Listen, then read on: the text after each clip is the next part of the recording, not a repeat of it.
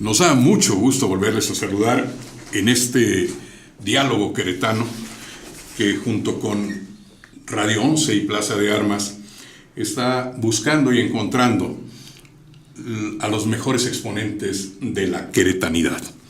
Hoy, con un personaje muy reconocido, queretano por nacimiento, maestro fundador de las escuelas, posgrados y maestrías en la Universidad Autónoma de Querétaro, con varios doctorados, licenciaturas, estudios muy importantes a nivel internacional, y es un hombre imprescindible en Querétaro, fundador del Colegio de Abogados Litigantes, fundador del Sindicato Único de Personal Académico de la Universidad y de otras instituciones. Un hombre con una gran trayectoria, y dicen, seguramente él no lo va a querer aceptar, que es el hombre más culto de Querétaro. Mariano Amaya Serrano, acompañado de Ana María Arias Servín y de Régulo Cortés Lázaro para esta plática con este queretano tan distinguido. Y pues sin más, bienvenido Mariano Amaya. A sus órdenes. Buenas tardes. Estimado Mariano, yo, Régulo Cortés, me siento muy satisfecho, muy contento de compartir esta mesa contigo. Y para poder abrir esta plática, te quiero preguntar, en la actualidad, en las circunstancias del Querétaro de ahora, ¿qué significa ser queretano de nacimiento? Y como consecuencia de lo mismo, para ti, ¿qué es la queretanidad? Creo que en la providencia divina que todos los aquí presentes y probablemente la mayoría de quienes hemos vivido en Querétaro buena parte de nuestra existencia, la queretanidad tiene sentidos, además de subjetivos, también una notable cantidad de valores existenciales, como son un sentido de la religiosidad por tradición y por información bastante claro y ostensible en la práctica. Pertenecemos a una sociedad tradicional, pero no fanática, sino libre en el ejercicio de sus individuos y respetuosa de valores y tradiciones culturales, entendiendo por libertad la capacidad de elegir entre diferentes opciones que se presentan tanto en la vida diaria como en la historicidad de nuestra presencia en el universo. Queretano y queretaneidad son también una forma de vida distinguida en las diferentes unidades o entidades federativas que componen esta gran nación mexicana. En diferentes foros donde he convivido, se hacían tópicos sobre quién era más queretano, quién era más poblano, quién era más simbólico, representativo de, por ejemplo, Puebla, Michoacán, pero sobre todo su capital Morelia, Zamora, etc. Y había una graduación en cuanto, por ejemplo, la adhesión y práctica de la religión católica. Decían que los más apegados y tradicionales a ello eran los de Zamora. Le seguían los poblanos. No ausentes estaban los de Jalisco, pero cuyo símbolo era Guadalajara, y los queretanos. Entonces, entre el clero del que yo fui parte algún tiempo, tanto practicante como miembro de él, decían que los más rígidos símbolos y práctica de la catolicidad eran los zamoranos. Ellos eran santos. Los de Puebla y Jalisco eran sabios, y los queretanos sabios y santos, y de ellos salían actitudes de orgullo para los miembros de esas distintos estratos sociales en relación con la religión. Como de mí se ha dicho mucho, tanto por los tradicionalistas como por los más practicantes de las libertades, yo diría que para mí el valor más importante de la presencia del ser humano en el mundo es la práctica de la libertad, la convicción de la libertad, en el sentido de que es el valor incluso respetado por la divinidad. Jamás la divinidad nos ha impuesto una exclusiva forma de comportamiento. Para ello nos ha dado la razón. Y la razón, siguiendo la búsqueda de la verdad personal, nos da precisamente la capacidad de la libertad. Este binomio, verdad-libertad, debe ser la guía de todo ser humano en la práctica de su ejercicio. Por lo mismo, yo insto a los queretanos que sigan siendo queretanos, pero con libertad de elegir de acuerdo con su libre albedrío el ejercicio mejor conducido de su verdad después de una afanosa búsqueda. Eso sería para mí una manera de ser libre sin dejar de ser queretano. Pero en los últimos años, la explosión demográfica por un lado y la presencia de nuevos hermanos ciudadanos que están conviviendo con nosotros, esta primitiva fórmula de queretaneidad se ha enriquecido notablemente con la participación también de personas muy valiosas que han venido a compartir con nosotros esta aventura de queretaneidad. La mayor parte no dejan de apreciar lo que nosotros les estamos participando y lo que en nosotros ven de valioso. Y a nuestra correspondiente respuesta, también de ellos recibimos valores y apreciamos su aportación.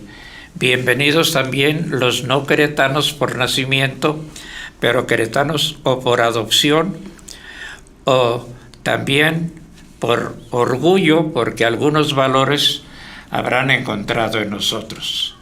Bueno, no sé. Cabe aquí mencionar que la población de Querétaro, contra lo que se dice de que los queretanos son una especie en extinción, los queretanos representan 2/3 partes de la población de Querétaro, solamente 1/3, 33.3, según el INEGI, proceden de otros estados. Entonces, y esta pirámide va a seguir creciendo a favor de los queretanos porque los migrantes ya están teniendo hijos queretanos también, y entonces claro, va a seguir creciendo la población queretana. Bueno, pues una queretana sana y sabia es Anita. A ver, Anita. ¡Ah, qué barbaridad! Bueno, a propósito de Mariano Amaya, que es un personaje, realmente en Querétaro, en la ciudad, en el estado, para que la gente que es nueva o relativamente nueva en Querétaro supiese algo más. Hablamos hace un momento fuera de los micrófonos, cómo él desde el sacerdocio impulsó una modernidad, un paso que se dio, decían aquí en Querétaro, las misas a gogó, pero era misa porque se tocaba música de los Beatles, pero fue una forma de atraer a los jóvenes. ¿Sí? ¿Estoy en la razón? Bueno, en primer lugar, es muy frecuente que se me considere como separado de la profesión, o mejor dicho, de la realidad de ser y seguir siendo sacerdote.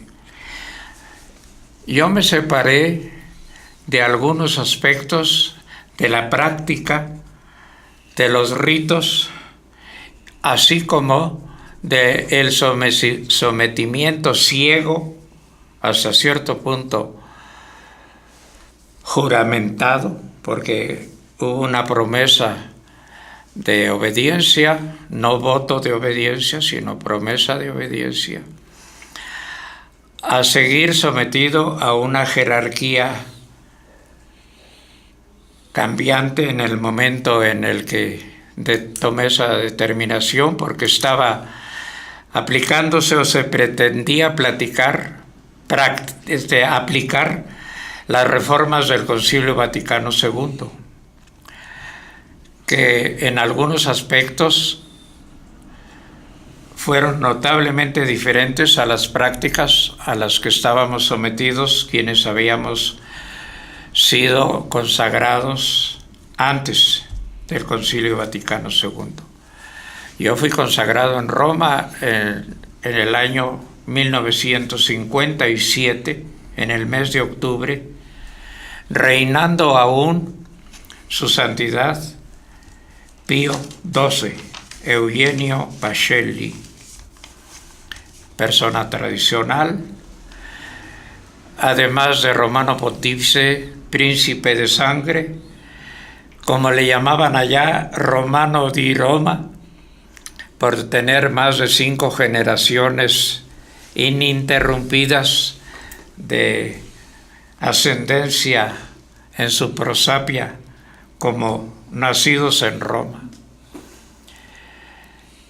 Y hubo diferentes formas de interpretación de algunas leyes y normas del Concilio Vaticano II. Aquí costó trabajo que se entendieran muchas de ellas. Tuve yo la fortuna de practicar como sacerdote católico en varias diócesis de la Germania antigua, Alemania del oeste o la que fue repartida entre las naciones no soviéticas, donde su población era predominantemente luterana o calvinista y en menor cuantía católica. Entonces allá, desde hacía tiempo que el rito católico, sobre todo el de la misa, de los sacramentos más repetidos, bautizo, confirmación, etc., tenían bastante influencia de los ritos luteranos, por un lado. Por otro, había habido una reforma en la liturgia que en cierta manera comencé yo a vivir allá de manera anterior a que se estableciera en todo el mundo. Antes del reinado de su santidad Benedicto XVI, que logró un retroceso bastante notable en aquello que se pretendía que había sido avance originado por el Concilio Vaticano II. El de las misas estudiantiles, la única diferencia inicial fue que en la práctica, con permiso del vicario general de Querétaro, Monseñor Salvador Septién Uribe, comenzamos a introducir instrumentos que pues eran novedad, como era el conjunto musical que usaba el teclado, pero ya aquí había habido un antecedente. En el seminario se tocaba un órgano Hammond electrónico desde los años 40. En lugar del tubular o del tololoche, aquel que le decíamos, del armonio, que tenía fuelles y flautas que se activaban mediante presión de fuelles, ¿verdad? Ahora, pues el rey David se dice que al llevar el arca a Jerusalén, al monte Sión, abrió la procesión o el desfile, como queramos llamarle, pulsando o la lira o el arpa, instrumento de cuerda al que pertenece el violín, que sí se usaba en algunas solemnidades religiosas de la música tradicional canónica. Acá la diferencia era la guitarra eléctrica. Ahora por allí un sacerdote muy rígido de Querétaro, don Florencio Rosas, al que siempre se le consideró un representante digno de ser llevado a los altares, canonizado, en una carta a uno de sus hijos espirituales, dice que la vihuela es la representación de una mujer y que al pulsarla es como si estuviera acariciando a una dama. Eso nosotros no lo consideramos en cuenta, pero él prohibía que se usara la guitarra. Nosotros lo usábamos como un instrumento de cuerda moderno. La batería. ¿Cómo tendría la conciencia ese cura para haber imaginado semejante tenía sus cosa? puntos de referencia, ya sus apetitos, quién sabe cómo serían. Bueno, era considerado con mucho respeto por los viejos sacerdotes. Seguramente. El otro era la batería. En varios salmos, en la Sagrada Escritura, en la Biblia, dice: te cantamos con címbalos y tubas, ¿no? Pues son tipo de, aquí le llaman cueros en las bandas de guerra, ¿no? O bongos en el mambo y en las músicas modernas. Bueno, pero la gente sintió una diferencia bastante notable. Pero eso fue en los primeros ensayos, porque no teníamos música religiosa. Ya después de 2 o 3 meses comenzaron los chicos, sobre todo el que era el director, José Antonio Septién González de Cosío, un virtuoso musicólogo. Comenzamos a traducir de la música gregoriana las melodías que eran vestidas, orquestadas por José Antonio, y entonces era lo que se tocaba. En las partes cambiantes de la misa, donde se podían introducir cánticos en cierta forma, los chicos que eran el coro, que tuvimos más de 20, y instrumentistas 15, comenzaron a desarrollar poemas alusivos precisamente al texto de la Sagrada Escritura. Pero pues la crítica siempre es bienvenida, pero a veces es mordaz, se desorienta o se habla de lo que no se conoce. Qué bueno que se da esta oportunidad para poder pues decir que no estábamos realmente ni fuera, porque el señor obispo Alfonso Torisco Vián nos visitó en varias ocasiones. En una bautizó como adultos a 2 médicos y a un abogado que no habían sido bautizados en la ceremonia de esas misas.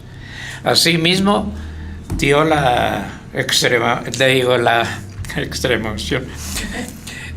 confirmación a otros, y asistió él dirigiendo la celebración eucarística en aquellos años. O sea, no estábamos fuera. Novedad sí lo fue.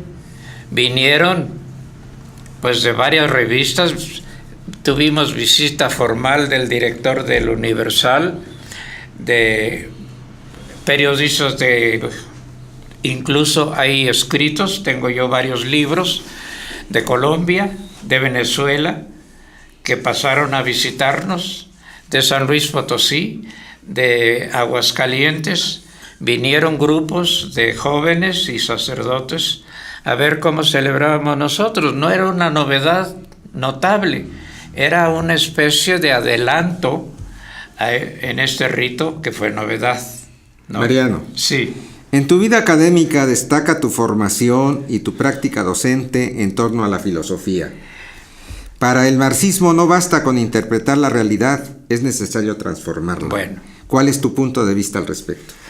Pues mira, esta universidad ahora autónoma de Querétaro, cuando yo fui bachiller, primero fui inscrito como alumno del Colegio Civil.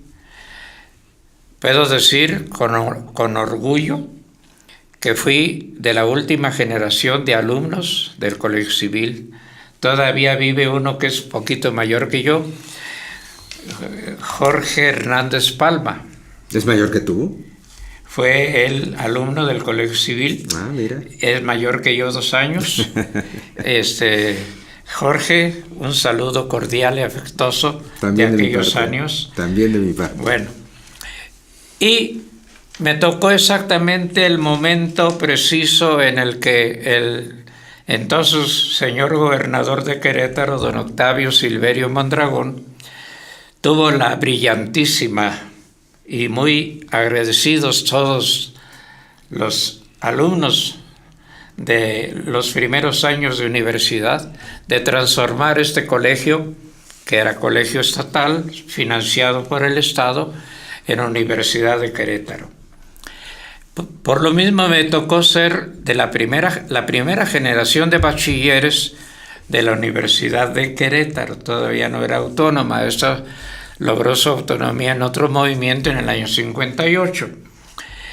Entonces,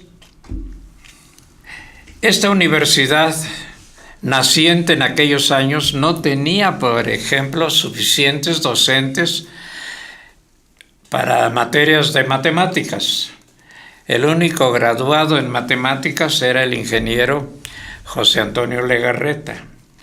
Magníficos docentes fueron, le decíamos ingeniero, pero no estaba graduado, Salvador Vázquez Altamirano, excelente matemático, excelente maestro de física, notable calculador y práctico en la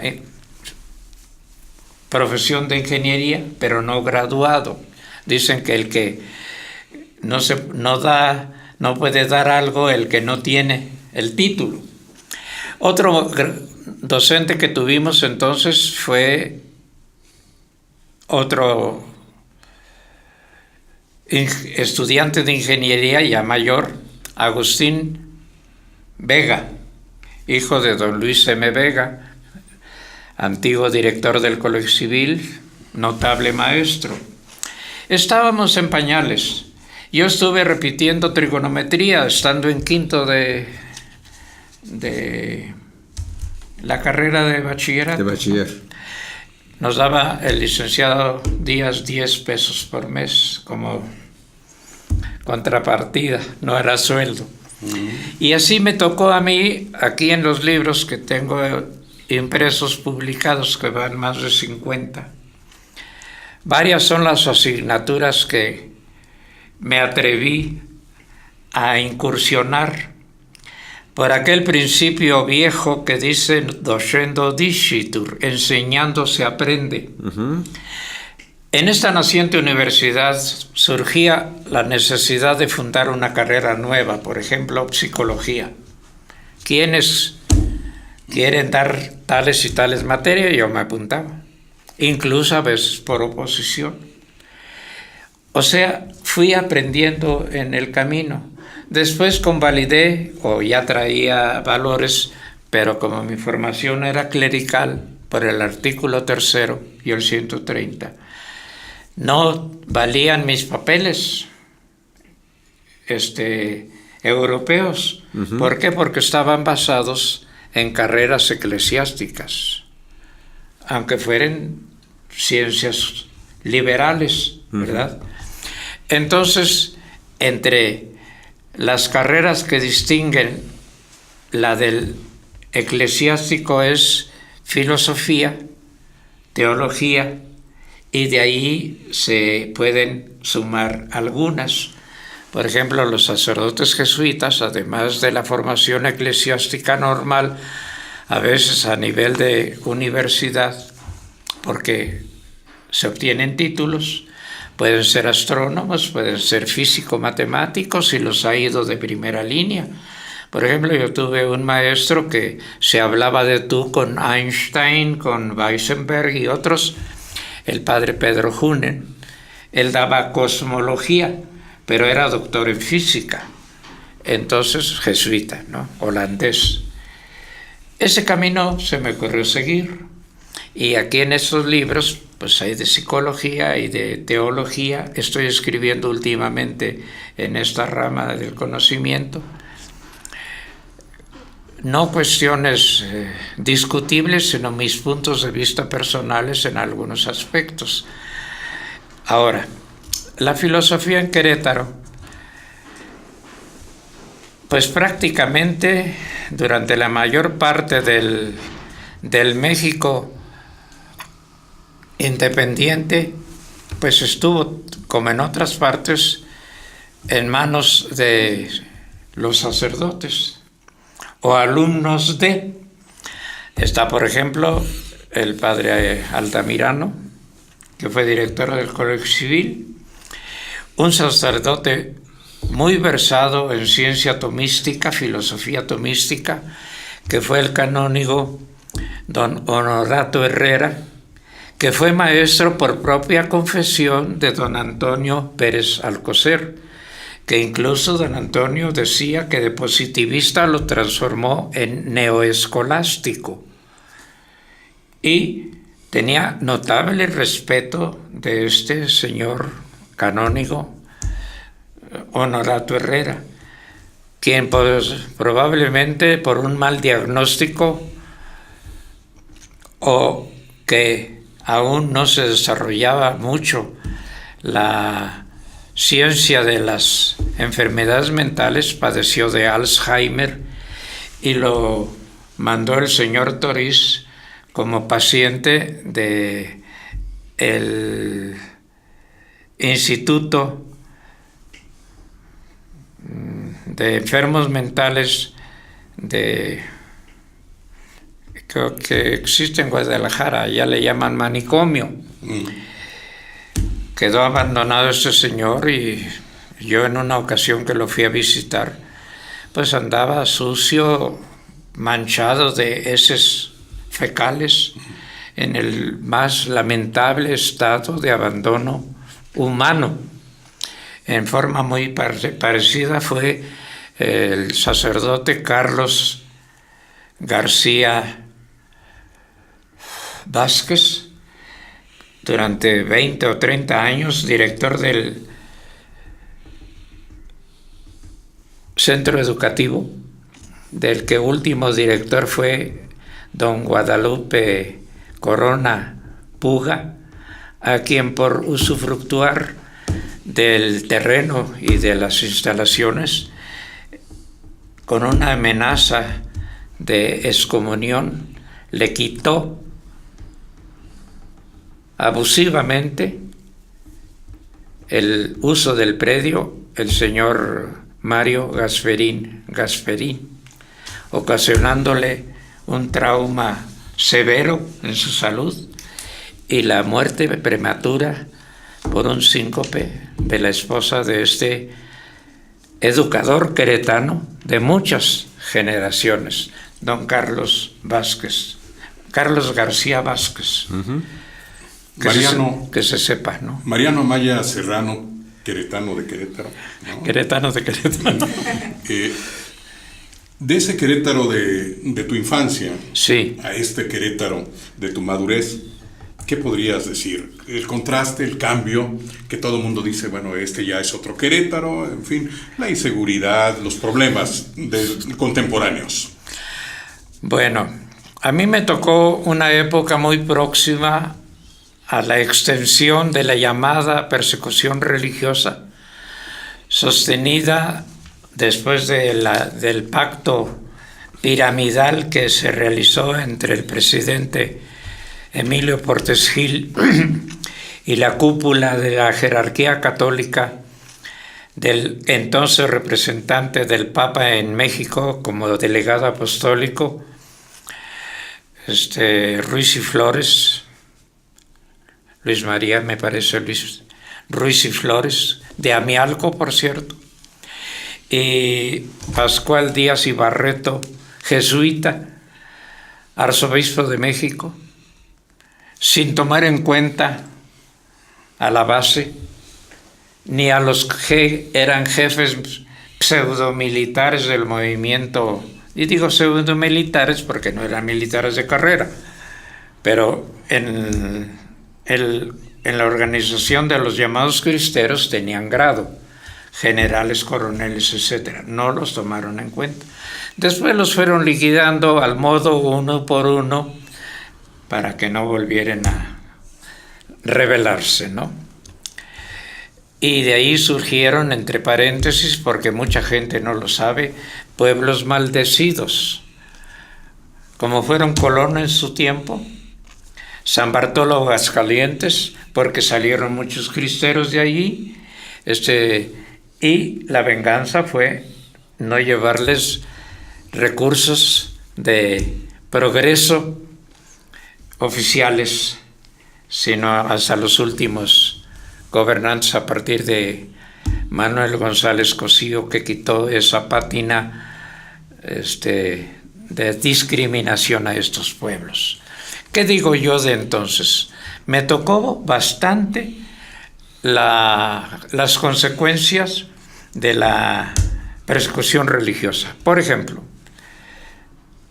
de memoria, estaban cerrados al culto la capilla de la Inmaculada de la Cruz.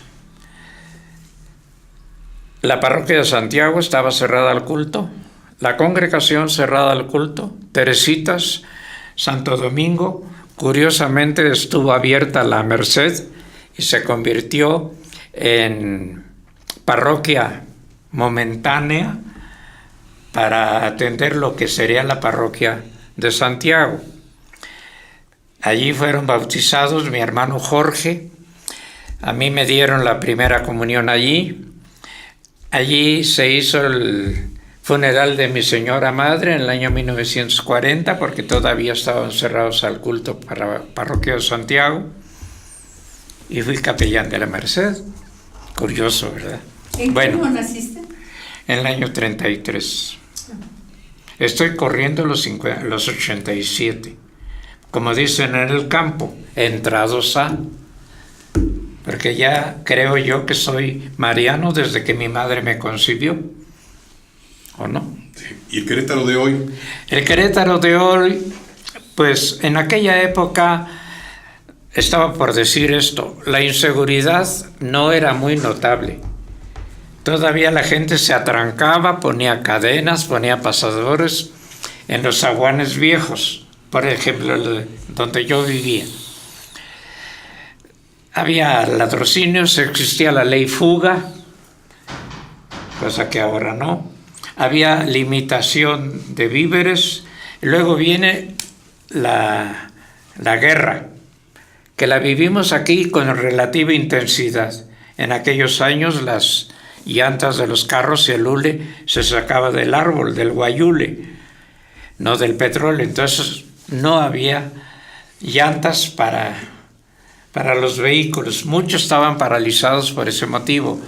Se consumía carbón de madera, se acabaron los bosques de por aquí, hubo deforestación sistemática para hacer carbón de madera.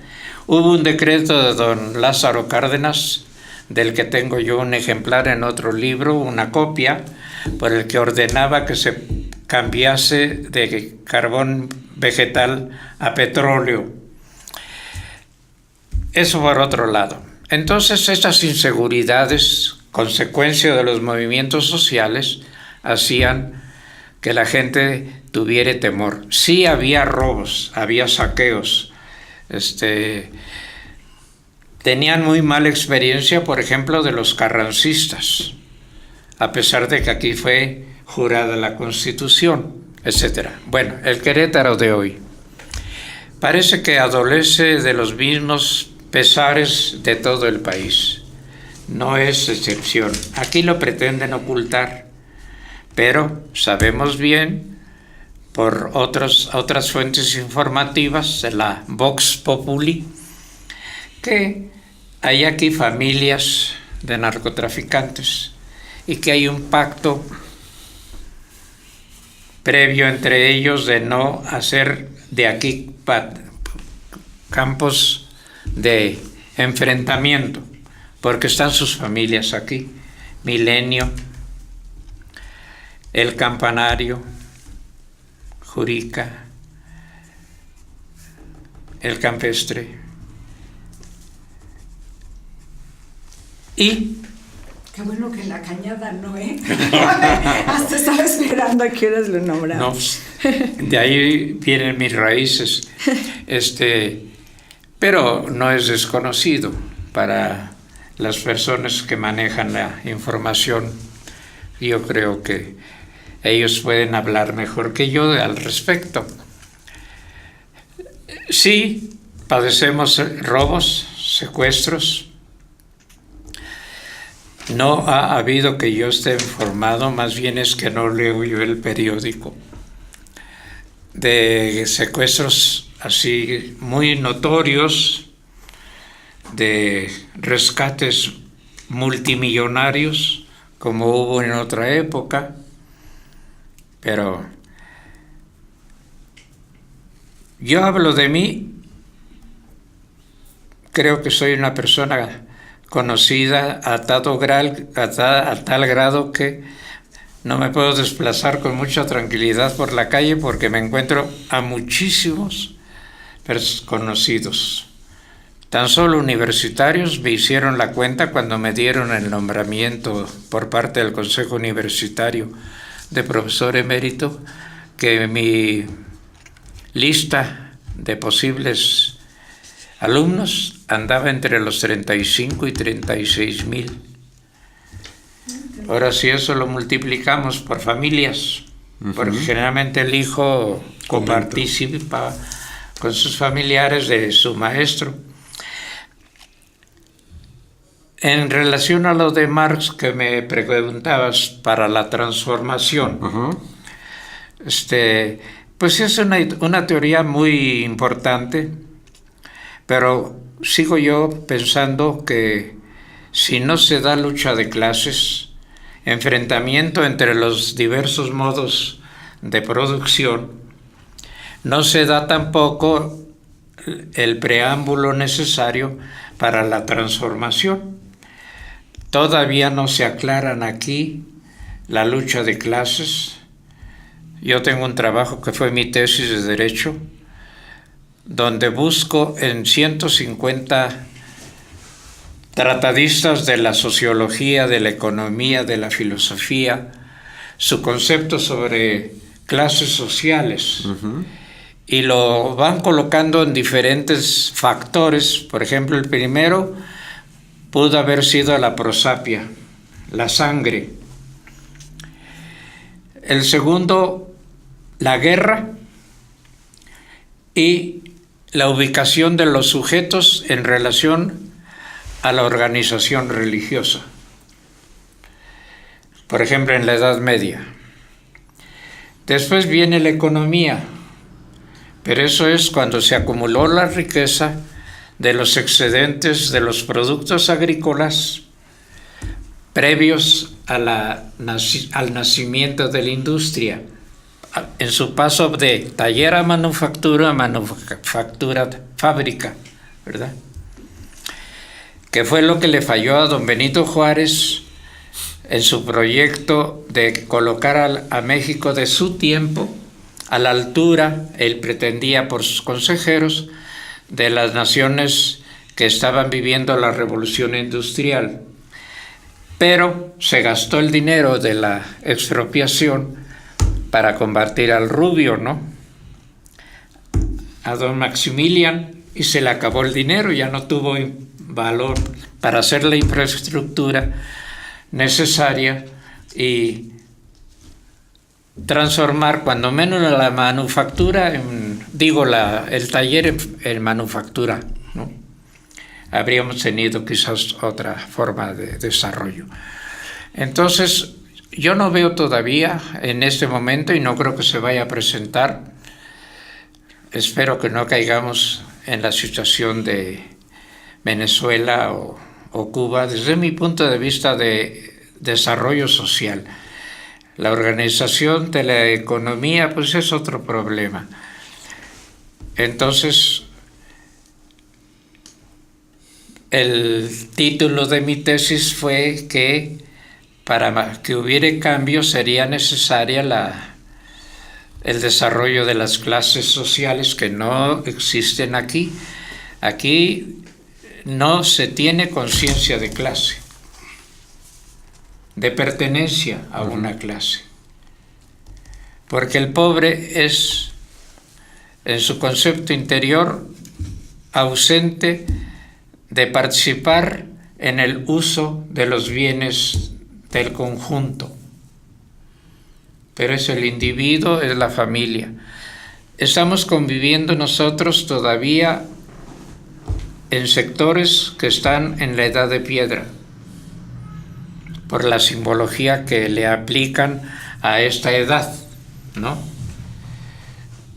Aquí en las comunidades periféricas y en las grandes ciudades hay personas que viven en la edad de piedra, defeca directamente sobre el terreno, utiliza instrumentos de transformación de los alimentos como el metate, el molcajete,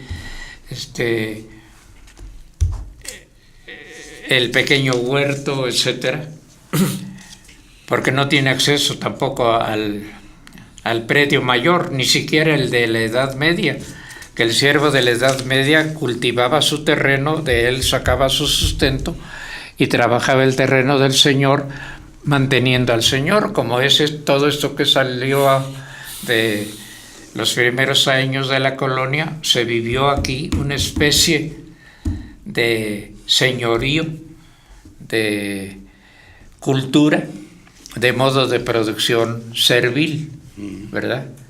Porque el acasillado era siervo del hacendado.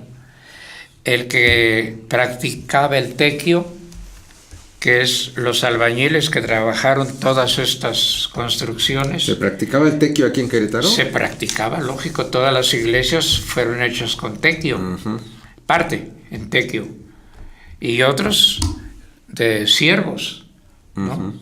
Incluso en algunas penitencias se imponía como conducta hacer tantas faenas. Por ejemplo, los que se habían apoderado un poquito de propiedades ajenas, una medicina correctiva era trabajar gratuitamente, cuando muchos les daban el taco, frijoles y tortilla nada más. Si cuantificamos desde el punto de vista de costo de fábrica, como se le llamaba entonces, ¿cuánto costó San Agustín? O La Cruz, o San Francisco, en mano de obra. ¿Y quién la realizó? Pues es tequio, la mayor parte, ¿verdad? Bueno, entonces sí hay contrastes. Ya un poco ya de tiempo tenemos para, antes de terminar, yo quisiera preguntar, en las generaciones que tú has vivido, la diferencia o lo relevante de los jóvenes de hoy. Los Jóvenes. jóvenes. La diferencia de las diferentes generaciones. A mí me parece que la juventud de hoy es muy valiosa, pero ¿tu opinión cuál es? Mira, en mis primeros años de docencia ya oficial, que arrancan a partir del año 60, los estudiantes todavía estudiaban, medio leían, asistían a clase, tomaban apuntes y ya no era el Magister Dixit, el maestro lo dijo, así debe ser el dicho, ¿no? Así es. Pero sí te respetaban, te preguntaban, formabas parte de su formación, no solamente académica, sino conductual. Porque llevábamos también nosotros un poco la disciplina, aunque teníamos ahí en el Colegio Civil y primeros años de universidad, un prefecto en la parte de arriba, que era don José González, y otro prefecto abajo, que se encargaban de la disciplina, que asistieran a clase. O sea, había un control disciplinario, que era don Eliseo, Eliseo se llamaba, le decían el burro. Bueno, y tenían poder. ¿Y cuál era la sede de la universidad en ese tiempo? ¿Cuál? La sede de la universidad, ¿cuál La era? sede, todo se desarrolló en los dos patios, el de los naranjos que le pusieron, que era una especie de jardín botánico de don Luis M. Vega. Él era biólogo. Había una notable variedad de diversos árboles frutales principalmente, y el otro, el patio formal, que era la escuela de San Francisco Javier, 2 salones, y para los seminaristas estaba la de San Ignacio, que funcionó después como curato. Ese era para los estudiantes jesuitas, pero participaban. Mi papá decía que había medio internado cuando él había sido alumno allí, pero fue en los primeros años del siglo. Entonces, esa era la sede, fue allí se fundó, fue el aula magna, que todavía la consideramos nosotros bajo ese nombre, que está en el segundo piso al extremo suroriental. Allí se fundó la universidad. En esa aula fue donde la declaró don Octavio Mondragón. Tuve yo el gran honor de estar presente en esa ceremonia. Vino don José Vasconcelos, vino el secretario de Educación. El presidente pues era todavía Miguel Alemán, con González Alpuche, que era su secretario, después secretario de la UNAM. Vinieron varios personajes, estuvo don Agapito Pozo,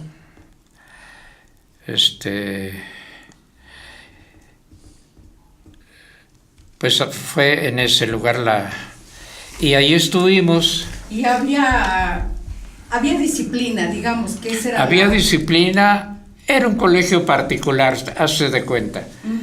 En ese tiempo todavía estaba la militarización bastante fuerte por la guerra. Aunque había terminado en 1945, todavía nosotros en el pentatlón teníamos instrucción militar y allí pagábamos el servicio militar obligatorio. Mi cartilla está expedida por el pentatlón.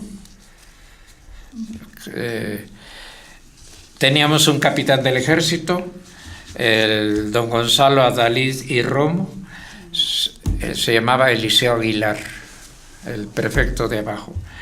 Él fue general. Un hijo de él hace unos 5 años dejó de ser el general encargado de la policía del Distrito Federal. Gonzalo Adalidi Romo. Participábamos en varios desfiles cívico-militares. El colegio Velasco, una escuela de contabilidad del PRI, nosotros militarizados. Y pues sí, el Queretano, el Plancarte, todos los colegios particulares formamos en varias fiestas cívicas. Y ahí fue la fundación. Los jóvenes de hoy, preguntaba Anita. Los jóvenes de hoy son flojos, no estudian, tienen una enfermedad que creo que ya se anda tomando lugar entre las enfermedades de adicción, que es el celulitis, el celular, porque lo vemos en los restaurantes, cada quien con su celular, en las fotos que se ven de las novelas de familia, cada quien con su celular. No sé si en los templos han de estar también con su celular. Ya nada más falta que el sacerdote también saque su celular. Sí, pues sacaban el paliacate, ¿no? Para leer el Evangelio, a lo mejor sí. Puede ser que sí. Ah, sí, claro. Para eso sí. Es un desastre actualmente. Yo no sé a dónde va, de verdad, nuestras generaciones futuras, porque pues yo ya adiós, con esta falta de cultura y de información, no solo académica, sino de vida. Ahora hay libertinaje, ese absurdo, lo critico en cuanto a nombre, no me meto en juzgar las preferencias sexuales, pero matrimonio entre del mismo sexo es un absurdo lingüístico, porque matrimonio viene de matris munus, oficio de mamá. Que le cambie nombre, sociedad de convivencia se llamaba en un tiempo, ¿no? La cuestión no es nomás el cambio de nombre. Eso me repugna, porque es antitécnico, ¿no? Lo otro, pues cada quien con su cosa, eso no importa, ¿no? Siempre ha sido así. Ahora ya está un poco más reconocido, digo, más exhibido. Más aceptado. Sí, pues más aceptado. Ya hasta Pancho, el Papa Francisco dice que en eso no se mete. Siempre que no sea pederastia, ¿verdad? Bueno. Será saludable seguramente ¿Cómo? El hecho de que se reconozca y la gente sea más libre a propósito del tema. Bueno, Es saludable. yo creo que es derecho, porque ya ves que hay diferentes apreciaciones del por qué y el de dónde.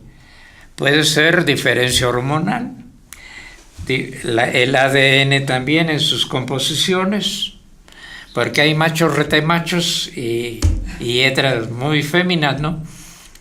Y otros ni tanto para acá ni tanto para allá.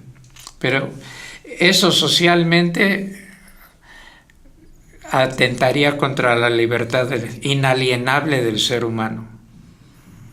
Ahora, por lo que se ve, hay muchas damas que prefieren no tener compromisos de casamiento, por ejemplo.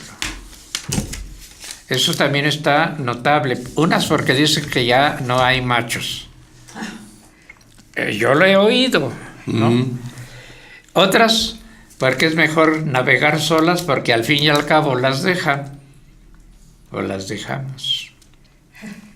Mariano, ahora en algunos estados se está hablando de matrimonios o contratos civiles de convivencia. Sí, por 2, 3 o 5 años, o sea, no... por tiempos. Sí, por tiempo determinado. Pero yo creo que eso tiene que ver con los derechos que se generan con un contrato, ¿verdad? Porque siempre que se celebran ante un oficial representante de la sociedad, que es lo que hace el así llamado oficial del registro civil, porque a mí me dicen, tú me casaste, no, te casaste en mi presencia. Yo representé a la institución formalmente en el juramento que hiciste tú, ¿verdad? Sí. Y acá es igual. Pero antes usábamos el término oficial del registro civil. Otros dieron en llamarle juez, ¿verdad?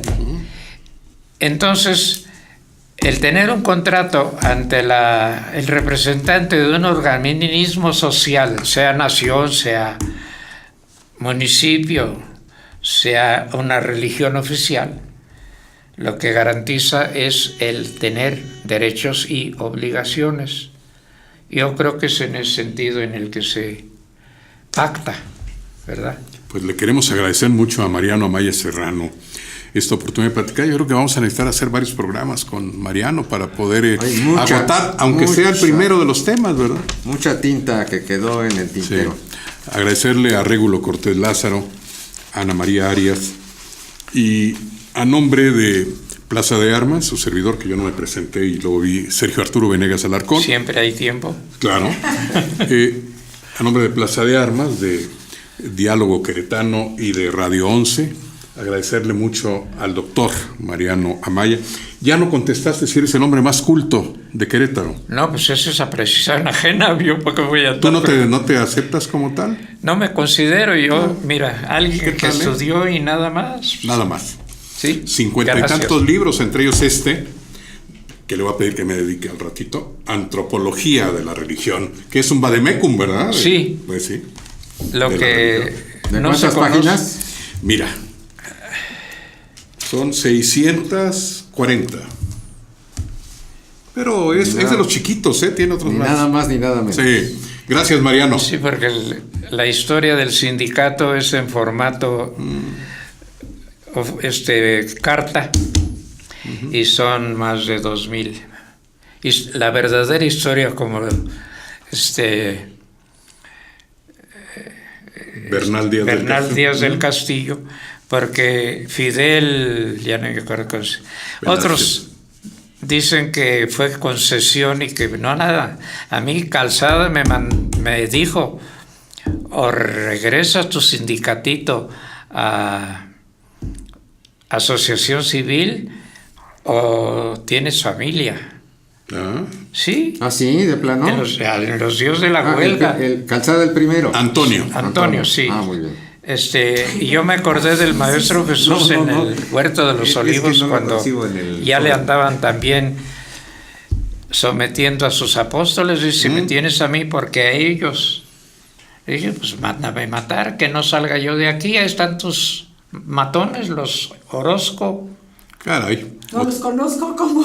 No, yo no me acuerdo de eso. Los conozco. Y luego el abogado Ramírez me toma del brazo y me dice, no, tanto como que no. Le dije, pues ¿por qué me va a amenazar de mi familia?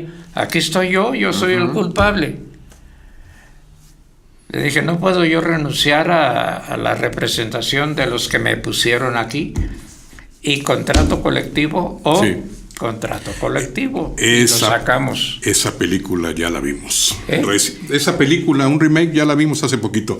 Pero otro día hablamos de eso en Plaza de Armas. Ah, ya la vieron. Sí. Gracias, Mariano.